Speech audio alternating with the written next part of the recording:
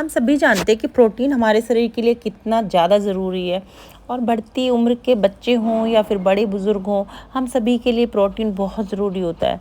तो आज मैं लेकर आई हूँ आपके लिए प्रोटीन बॉल्स की रेसिपी।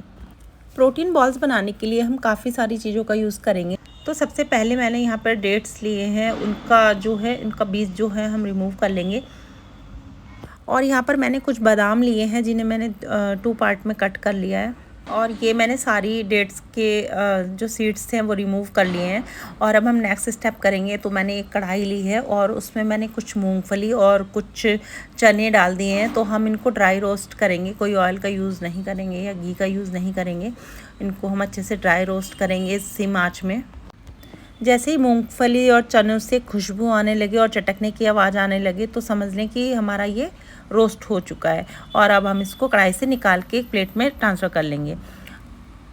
अब हम डालेंगे कढ़ाई में बादाम जो हमने कट करके रखे हुए थे और इनको थोड़ी देर रोस्ट करेंगे, ड्राई रोस्ट करेंगे।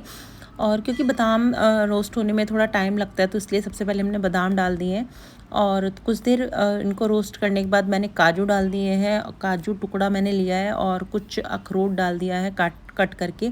और सूरजमुखी के बीज और ये कद्दू के बीज जिन्हें हम पम्पकिन सीड्स भी कहते हैं वो मैंने थोड़े से डाल दिए हैं। और अब हम इन सब चीज़ों को लो फ्लेम पर रोस्ट करेंगे।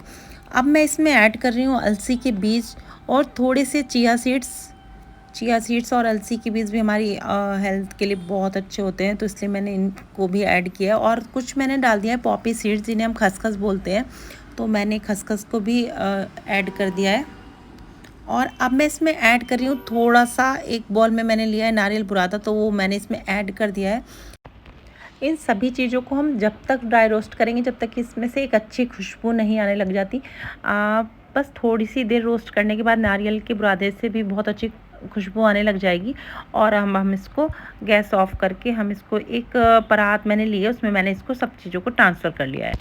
और अब जो चना और मूंगफली को मैंने रोस्ट करके रखा था, अब उसका एक पाउडर अच्छे से बना लेते हैं। मिक्सी के जार में डाल के इसे ग्राइंड कर लेंगे। और अब इस पाउडर को भी हम ड्राई फ्रूट्स के साथ मिक्स कर लेंगे।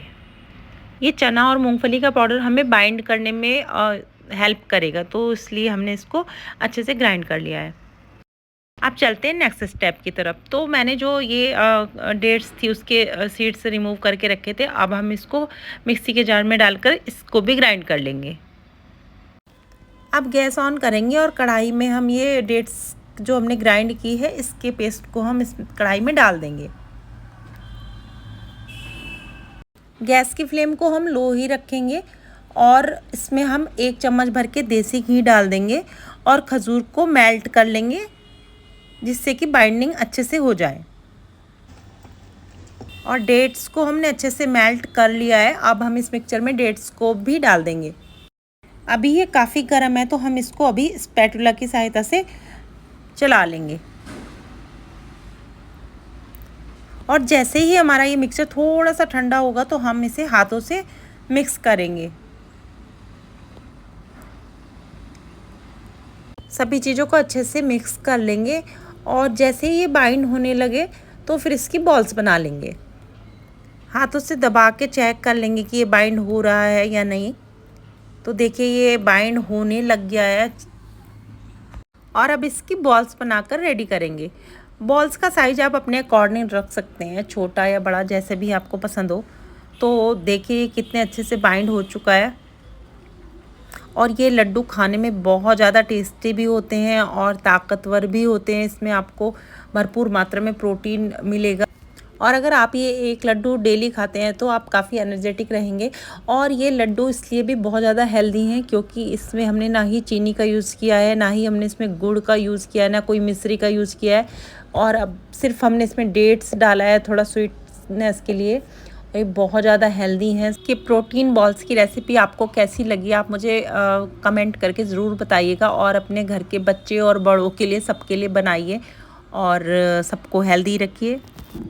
मैं मिलती हूँ आपको नेक्स्ट वीडियो में। Bye bye.